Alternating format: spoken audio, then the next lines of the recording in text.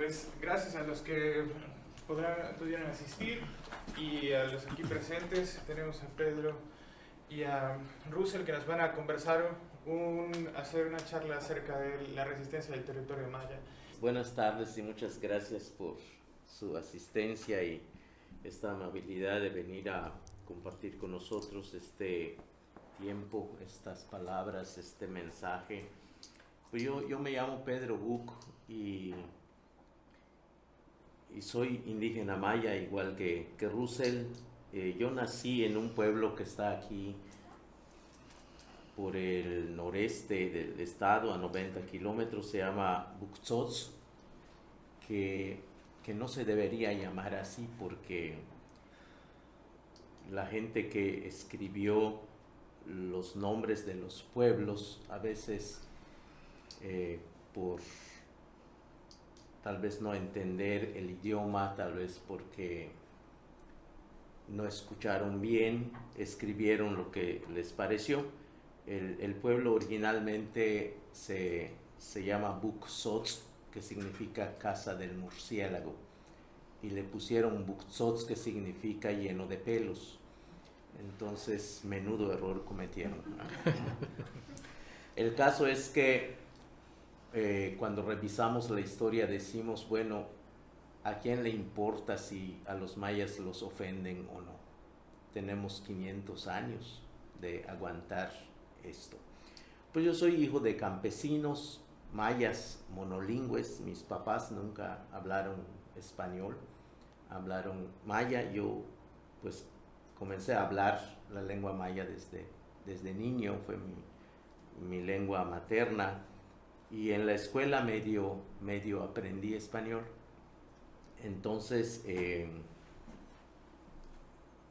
estos primeros 18 años de vida que tuve, pues lo viví en la milpa, y tuve la fortuna de que fuera así, porque cuando uno nace en ese entorno y crece en ese entorno, uno se conecta como espiritualmente con todo lo que está ahí.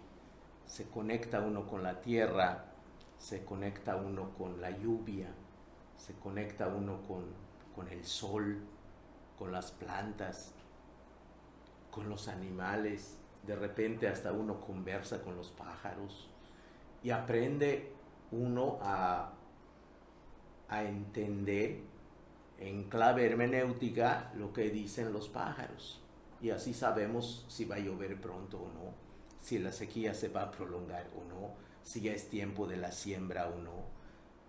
Todo este tipo de cosas forman una situación en la que uno entiende el mundo de una forma particular, entiende la vida de una forma particular, que más tarde descubrimos que es una forma que los mayas tenemos de entender el mundo y que otros no lo entienden de esa manera. Y bueno, cuando uno se conecta entonces con este entorno, nace esto que se llama la identidad, que es un conjunto de cosas que marcan o diseñan la forma de hablar, la forma de trabajar, la forma de conversar, la forma de organizar, la forma de producir, de reproducir, de soñar. Y bueno, de diferentes cosas que es la que nos da esa identidad. Y entre esas cosas como muy fuertes que se dan como identidad, nace eso que hoy le llamamos el amor a la tierra. Llegamos a tenerle un cariño enorme a la tierra, pero cuando decimos tierra, no estamos diciendo la tierra así como occidentalmente se piensa, sino estamos hablando de todo el entorno nuestro donde están las cosas visibles, tangibles, pero también lo intangible. Nosotros hacemos por ejemplo, ritos como el chachá, el Huajicol, el Hetzlum, el Tich, el Bancuná, o sea, todos son nombres en maya. Nosotros hacemos esos ritos, pero no son ritos cristianos, son ritos que nacieron de esta experiencia de estar como conectados con la tierra. Y eso es, entre otras cosas, lo que nos da identidad. Así que cuento esto porque algunas veces cuando algunos medios me han pedido una entrevista, me preguntan, oye Pedro, pero ¿cómo se te antoja ser activista, ecologista y defensor del territorio? Yo les digo, no, yo no soy activista, ni soy ecologista, yo soy maya. Y no fue una cosa de antojo, fue algo que se dio en mi vida, ahí nací. Entonces, yo nací en esta casa y el territorio maya es mi casa. Lo que me rodea es mi casa. Y ese lugar que mi padre fomentó para que viviéramos es un ranchito que tiene un cenote. Porque pues en ese tiempo pues, la gente hacía milpa en torno a los cenotes. Y pues mi papá fomentó un ranchito en un lugar cerca ya de Buxos, a 12 kilómetros de Buxos, para dos cosas. Uno, para que hiciera milpa y tuviéramos agua allí, y también para cazar, porque ese cenote, curiosamente, en cualquier época del año llegan venados y jabalíes a tomar agua o a descansar o a vivir allá. Y entonces teníamos maíz, teníamos elote, teníamos frijol, calabaza, pero teníamos carne también. Había venados, había pavos, había tepezcuintles, había jabalíes, había comida, había pájaros.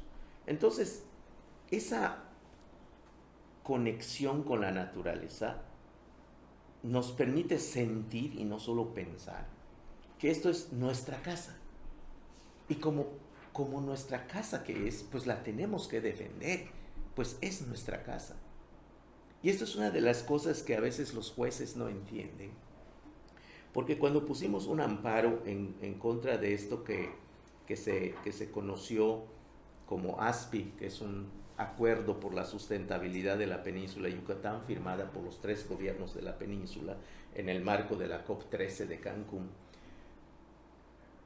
el juez nos decía, me tienen que, a mí, a Russell, porque somos los que firmamos el amparo, nos decía, ustedes me tienen que demostrar que tienen un interés jurídico y un interés legítimo. Y claro, esos términos legales o legaloides o jurídicos especializados que muchas veces pues, la gente de a pie no entiende. Afortunadamente nosotros, como acaba de decir Russell, el abogado que nos asesoró para hacer el amparo, nos dijo, no es amparo mío, es amparo de ustedes. Y si es amparo de ustedes, ustedes tienen que hacer también el amparo, no yo. Así que cada 15 días nos vamos a reunir y vamos a hacer juntos el amparo. Y a él nos encargó de revisar todas las leyes que hay para fundamentar el amparo. Nos chutamos, no sé, como un mes revisando leyes allá para eso. Y juntos hicimos el amparo. Entonces, cuando el juez nos dijo, necesitan interés jurídico y ley, ya sabíamos qué es eso. Ya entendíamos. Entonces, yo lo que le digo, mira, el proyecto no está quitándome un metro o 2 metros o 10 metros de la casa donde yo vivo. Pero el tema aquí es que yo soy maya. Y como mayas nosotros entendemos que la península de Yucatán es territorio maya y es nuestra casa. Y si usted me juzga como occidental, está violando mi derecho como pueblo maya. Eso es discriminación. Y el artículo 2 de la Constitución dice que los derechos de los pueblos indígenas son colectivos. Y usted no está respetando la colectividad en este caso. Y ya nos agarramos a una discusión allá con él, ¿no? Entonces le mostramos que sí tenemos el interés jurídico y el legítimo. ¿Y el legítimo cómo se lo demostramos? Eso fue una cosa curiosa porque nos dice, bueno, voy a estudiar el caso, pero también el interés legítimo, ustedes me tienen que demostrar que son indígenas, que son mayas. Y yo le digo, pero señor, no me estás viendo. Yo hablo maya, mira cómo estoy. Y me contesta y me dice, pero fíjate que yo no trabajo con cuerpos, yo trabajo con papeles. A mí trae un papel que diga que tú eres maya firmado por una autoridad. Y entonces, pues procedemos. Y claro, así como que nos dejó un poco pasmados. Y llamamos al abogado y le decimos, oye, esto nos dijo el juez. Y dice, híjole, si no le damos un papel, nos va a tirar el amparo. ¿No tienen allá algún papelito firmado por alguna autoridad, un presidente municipal, un juez de paz, donde diga que ustedes son indígenas y participaron en alguna cosa de esas? Pues la verdad no. Y se me acordó y dije, bueno, yo tengo un papel que me dio la Secretaría de Cultura de la ciudad de Mérida, del estado, donde dice que soy indígena maya, que gané un concurso de poesía en lengua maya. Y me dice eso, ahí tú lleva eso y ya está. Y con eso ganamos. Y bueno, Russell también tenía una cosa ya de su escuela. Y con eso lo metimos y ganamos. Chéverísimo a nivel nacional, internacional. Le mostramos a la gente que era posible. Y entonces esto de la identidad, que venía yo comentando, es sumamente importante porque nos damos cuenta de una cosa que pasa en las comunidades a día de hoy. Muchos nos preguntan, bueno, pero si ustedes son mayas y están conscientes de lo que dice sobre la tierra, ¿por qué los mismos mayas venden o rentan la tierra? Es sencillo. Porque la gente que quiere vender o rentar su tierra perdió su identidad. Está colonizada. Piensa como un occidental. Es cierto que tiene esta piel o que el Mor habla en maya y tiene esta cara de maya. Que a veces pienso que no es maya. Como dice Fanon, ¿verdad? Rostros blancos y piel negra. Eso es lo que nos ha pasado también. Aquí en las comunidades hay un dolor grande porque los partidos políticos han maniatado de una manera terrible, ofensiva, han agredido, han vaciado a la gente, han humillado hasta no más a la pobre gente. Tenemos 20,000 experiencias para contarles sobre lo que hemos vivido en las comunidades. El caso es que cuando nosotros redescubrimos nuestra identidad, nos damos cuenta del valor que tiene nuestro territorio, nuestra tierra. Y claro, nos lanzamos para defender eso, porque eso es nuestra casa. Eso es nuestra casa. Acabo de leer una obra de teatro en donde el dramaturgo dice, una niña quería participar en una fiesta que se hizo en su comunidad y recortó un montón de papel, hizo miles de pájaros de papeles y los puso como una alfombra en esa calle. Y lo hizo porque ella había escuchado cómo son los pájaros, porque en ese tiempo ya no había ningún pájaro. El mundo ya no tenía pájaros. Entonces quería encontrar a los pájaros y como no había, pues fabricó pajaritos. Y cuando venía el viento y levantaban los papeles de pájaros, pues veía como los pájaros volando, pero son papeles. Un mundo sin pájaro, imagínense. A esto nos han orillado los megaproyectos. ¿Cuáles son estos megaproyectos por los que hemos luchado?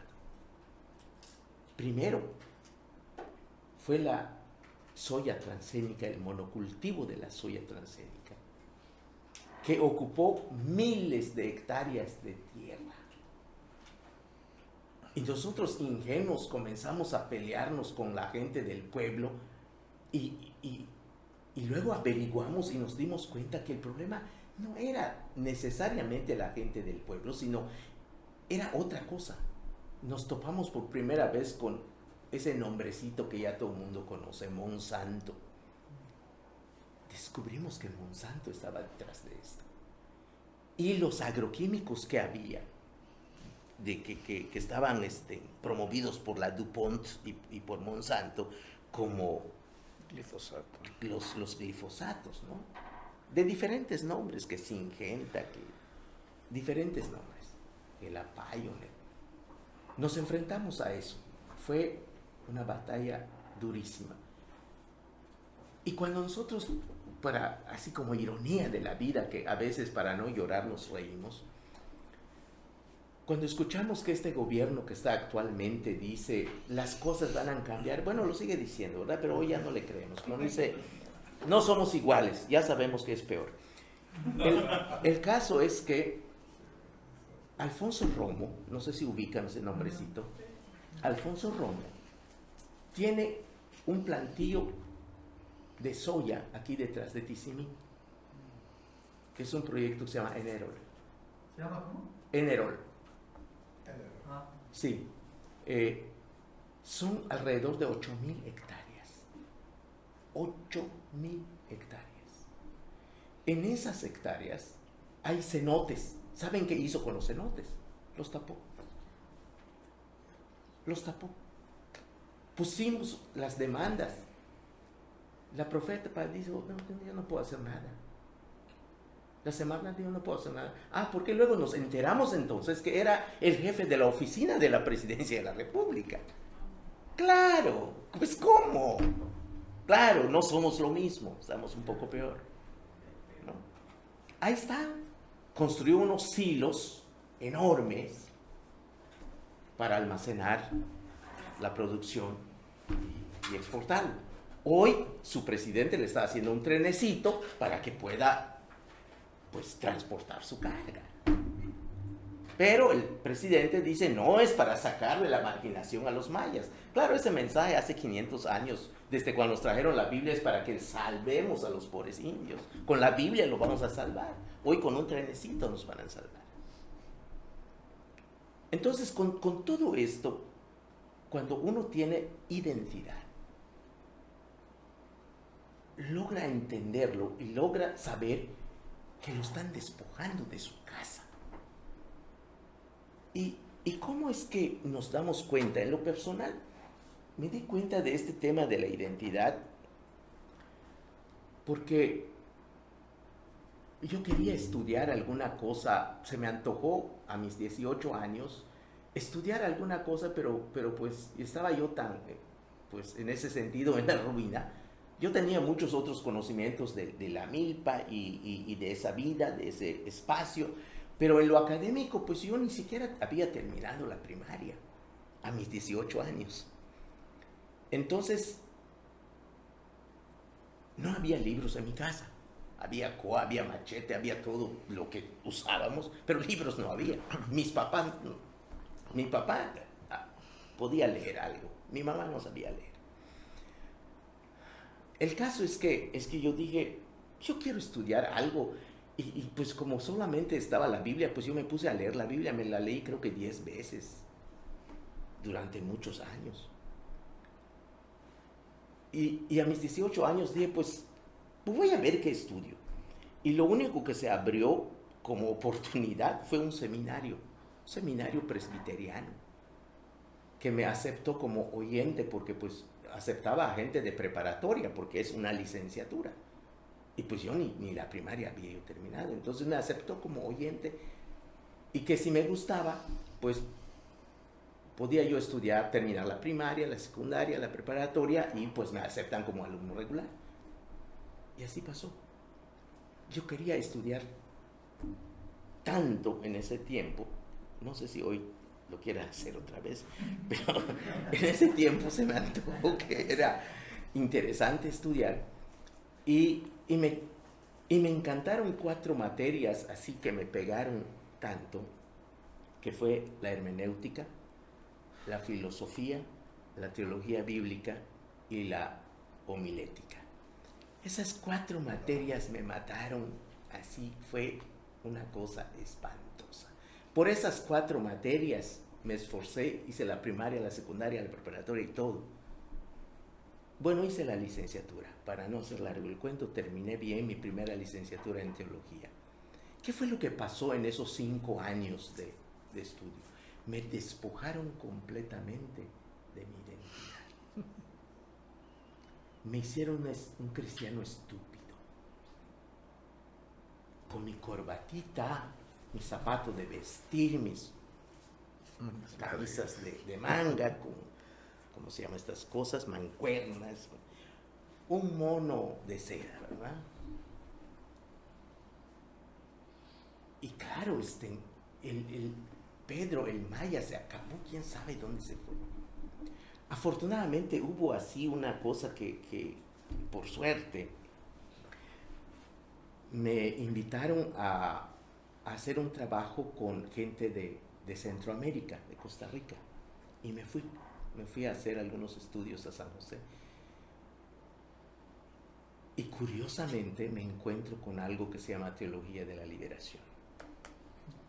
Y la teología de la liberación dicen que es tan generosa que libera hasta de la teología.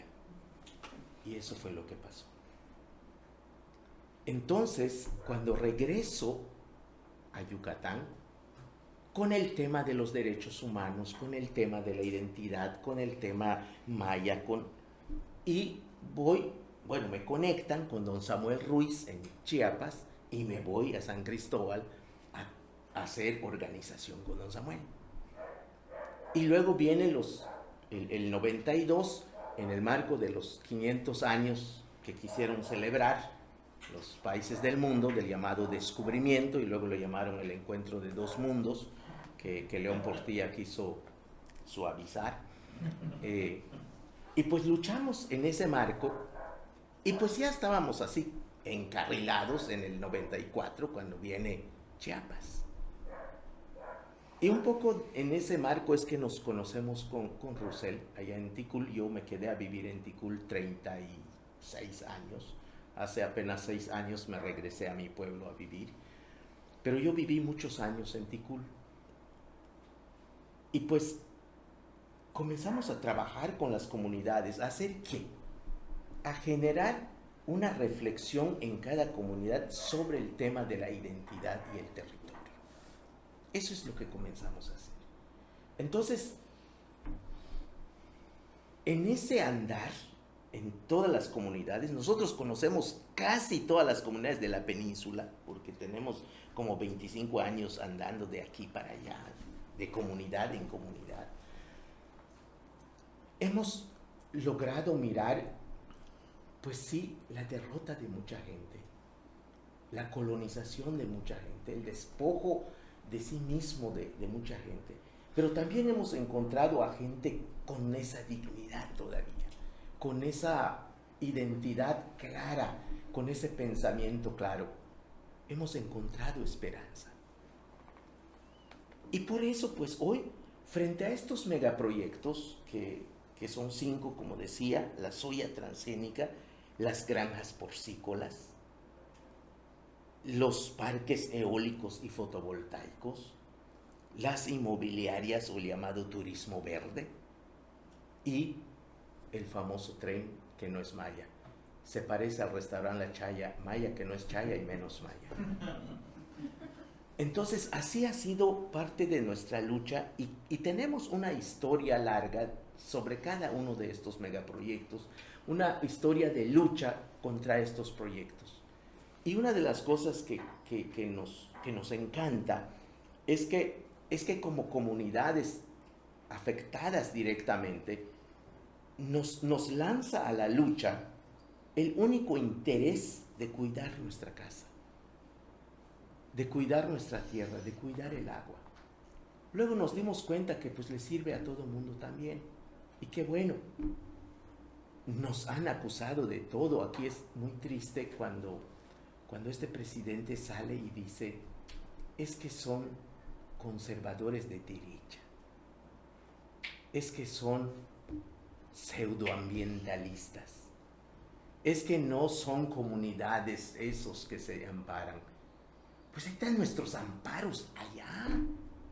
Bueno, es más, en los sexenios anteriores ganamos casos. En este sexenio no hemos ganado ningún caso legalmente. Y para que no se gane, pues el gobierno hizo un decreto de que todos sus proyectitos son de seguridad nacional. Esto es una cosa espantosa. Pero además es el candil de la calle. Porque a mí me preguntan muchas personas de otros países por todo este trabajo, mucha gente me habla de repente, oye Pedro, dichosos ustedes que tienen un buen presidente, mira, ay Dios mío, mejor ni te cuento. El tema es que en el caso del tren, pues es un proyecto que en otros sexenios le pusieron diferentes nombres. Hoy pues lo conocemos más como el tren, el proyecto Plan Puebla-Panamá, que se difundió mucho en el tiempo de Fox, y bueno, seguramente ustedes recuerdan que quien comienza a hablar de un tren aquí es Ivonne Ortega, ¿no? O sea, no es ni siquiera un proyecto de este cuate, es el seguimiento de los proyectos neoliberales. Y hay gente que pregunta de repente, pero no pueden buscarle, por ejemplo, un beneficio a ese proyecto. Le digo, ¿cómo cuál se te antoja?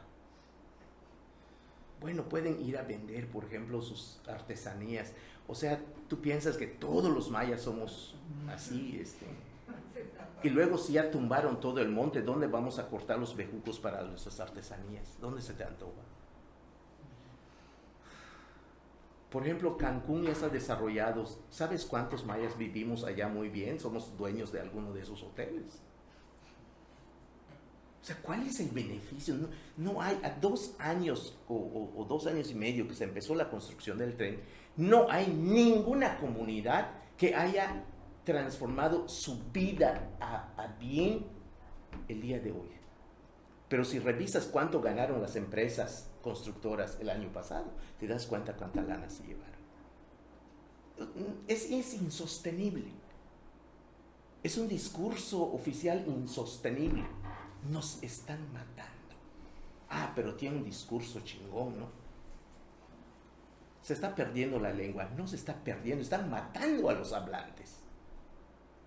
Eso es que son pueblos pobres. No, son pueblos empobrecidos. Y aquí es la preocupación que tenemos en la Asamblea de que nuestro territorio se mantenga, y no por egoísmo. Cuando decimos nuestro territorio, no lo decimos en el sentido capitalista como lo piensan, sino lo decimos en el sentido de que es nuestra casa y allí vivimos y las puertas están abiertas para quien quiera venir a vivir con respeto y convivir con nosotros, pero no aplastarnos, que es diferente. Y ahí está la prueba. En nuestros pueblos llega cualquier persona y siempre le decimos bienvenido, qué bueno que ya llegaste. Solamente no nos chingues. Esa es la cuestión. Aquí el tema es que abusan de nosotros. Y por eso en la Asamblea dijimos, nada con los partidos políticos. Algunos dicen, pero es que el tren de por sí se va a hacer, quieran o no, se va a hacer, ¿por qué mejor no se unen? Y les decimos, si lo van a hacer, que no sea en nuestro nombre. No podemos consentir nuestra propia muerte. No lo podemos hacer. Si alguien, voy a decir un ejemplo muy feo, que a veces me dicen que está muy feo, pero de repente no me aguanto. Si alguien me dice, te voy a violar, y yo no quiero que me violen, pues yo voy a decir no. A lo mejor lo va a hacer, pero lo va a hacer contra mi voluntad. Y no voy a colaborar con eso. El tren es una violación a mis derechos como pueblo maya. Y no voy a consentir eso. No, eso hemos dicho en la asamblea. La tierra no se vende ni se renta. Muchas gracias.